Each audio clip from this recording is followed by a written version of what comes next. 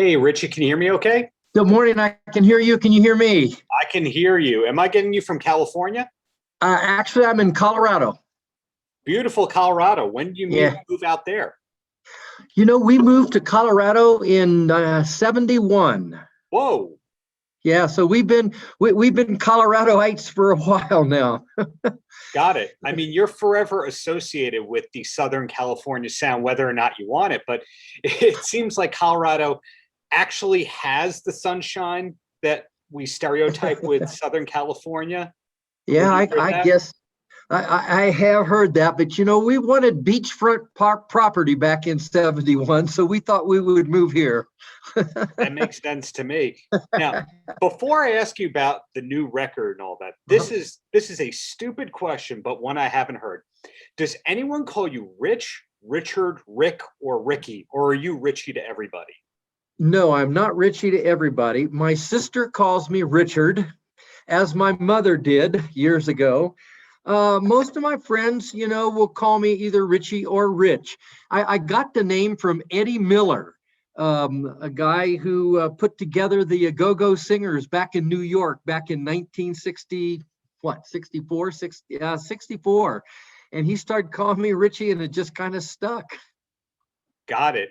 You never know with that kind of stuff because if you say Debbie Gibson, she was Debbie because she was a teenager, and then she's like, "I want to be serious. Call me Deborah." Yeah, And bro. yeah, exactly. And then at a certain point, she became Debbie again because everyone knew her as Debbie. I didn't know if you had that moment of like, "I am Richard. Stop calling me Richie." Well, I will tell you in kindergarten, I did have an issue because there were three of us in kindergarten, and I got tagged with another name, and I said, no, I'm Richard. Got it. Well, I'll call you Richie for the rest of this conversation. but, uh, Sounds good, man. but Now, the whereabouts are you? Are you in New York? Long Island, New York, where you have Okay. played many times. Yeah, love New York, man. My daughter lived out there for quite a while, and I got good friends back in New York. Yeah, I mean, professionally and personally, you have Uh-huh. roots here. So you're not just the Colorado guy, you're not just the California guy, but this new record of yours, Mhm. was it totally done in 2018 and you sat on it for a while, or what was the story with that? Yeah, we did it in November of 2018 at the Troubadour. It was like, we're going to do this return, 50-year return to the Troubadour. Let's put something together significant to Poco and to Richie and this and that and the other. So we did it. And, we were on a good roll until, of course, COVID hit. And when that hit, it stopped everything and kind of put it on hold till right now. There were issues along the way as we were doing things with post production on it, with both video and audio, and it was taking time. But when COVID hit, it just stopped everything. Most cases where a live album is being made, the audience doesn't know that a live album is being made. The opposite of it would be David Lee Roth every night bringing out the video camera on the Van Halen tour and saying, "You're on TV," and there wasn't a film in the camera. In the case of this gig, did everyone know that it was being recorded for a show, including yourself? We had planned ahead, so it was going to be no surprise. So we did plan ahead for this, so we knew what was happening. I can't imagine that you get nervous with performing like the average person would be, given that you've been doing it far more of your life than not performing on a high level. But for you, when you hear like live album, do you shake it all or it's just another gig? It doesn't matter if it's live album or just another gig. Your heart palpitates. I don't care what show I'm at, what I'm doing.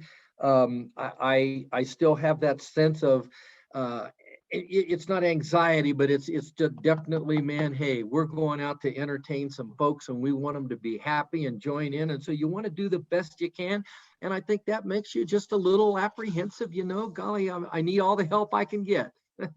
Yeah, it's a great set list on this album. Some songs you haven't been doing every gig to say the least. Was there a lot of rehearsal needing, or is it something like you've been playing with Timothy for 50 years? You could just show up at sound check and knock it out.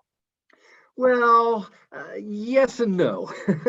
As far as actually putting together the whole set, the set one, where I did a lot of, more recent songs and things that I'd been playing in my set along the way. That was one thing. But then putting together the Deliverance set, at first, it was something that I thought, wait, whoa, can I really do this? Number one, we're going to do a live album. I mean, a live recording of a live album. I don't know whoever's done that, but as I got to thinking about it, there were only 4 songs that we weren't doing at some point in time over the last 10 years. The 2 Timothy songs, and I Guess You Made It, and then Consequently So Long. We had not done those songs in our set, so I had to learn 4 songs. So I thought, well, I can do that. You know, I'm good enough. I'm professional enough that I can learn 4 songs. And so once we got started on that, yeah, we just started, you know, sitting in the living room and just playing the songs and then taking them on stage. And then we did a little. I think we did 3 shows. We did Bakersfield. We went up to Freight and Salvage up in Berkeley, and those were the actually 2 shows that we did as kind of like rehearsals before we hit the Troubadour to actually record. It's so wonderful that you were able to document the catalog, the people who helped make this happen, and all that. Did you know outright, hey, this is a Troubadour show, or is it you were making a live album and then the Troubadour came up? You know, we looked for the venue. What would be one of the, you know, the place that we'd really want to do something like this? And with all of the timing and the history and everything, it just seemed natural that maybe, hey, there's where Poco was the house band, if you will, for a long time at the Troubadour. And so even though this was not a Poco project, this was more a project of me and my band, we thought the Troubadour would just be the perfect place to do it. And I tell you, it worked out just fine. We were so glad to be there, and the place was just jam-packed, and people were just, it was such a great audience. And I just hope all of the people that get a chance to hear this, particularly, you know, the Poco fans that really, the original Deliverance album has meant so much to them.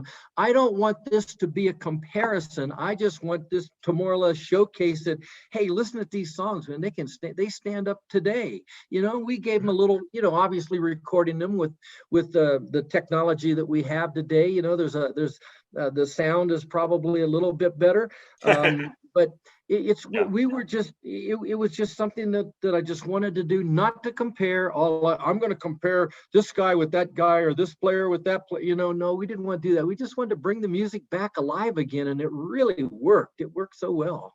It's wonderful to see that artists like yourself and Carole King, et cetera, people who helped put the Troubadour on the map, eventually came back and recorded and spotlighted or spotlit.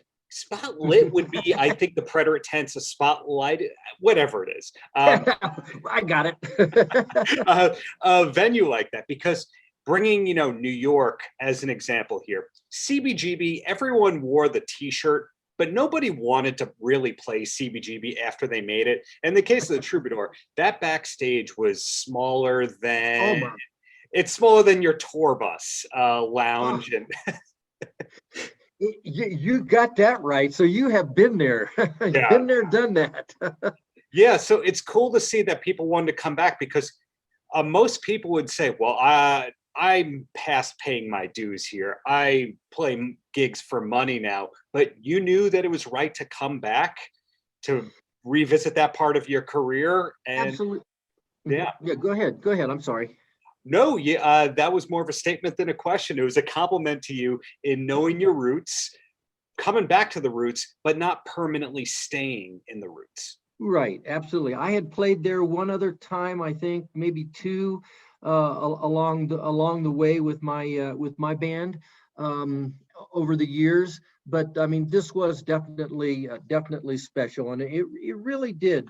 You know, going back there and just remembering the old days of the 60s, you know, when we were late 60s when we were the house band in there, and all the people that would come by to see us, and it was because we were treading in we were doing new stuff, I mean, this was a whole new sound that was, it was like, it wasn't the Beach Boys and that sound, it was like a country, it was a California country rock sound that we were kind of initiating along with a couple other bands. And so it was fresh, it was new, it was fun, and I couldn't think of a better place, for us, because there's where we really put in the blood, sweat, and tears, if you will, of really putting our sound together. We used the Troubadour as a rehearsal venue, as well as playing there in the evening. So it was quite a, it has quite a place in my heart. It's interesting to me, that area, that neighborhood, Mhm. where you guys made it cool in the late 60s and early 70s, because it wasn't just a 2-year kind of run. Right. Then in the late 70s, we saw kind of the Van Halen rise to the Sunset Strip. And then in the late 80s, we saw the re-rise of the Van Halen Mach 5, Dokken, et cetera, kind of bands. But before you did it because that's not really the Sunset Strip. It's miles away, but for people who aren't so familiar with Los Angeles, we'll call it the Sunset Strip, Doug Weston's Troubadour. But was there anything cool happening in that area, in that scene, before you guys got there? I don't think there was.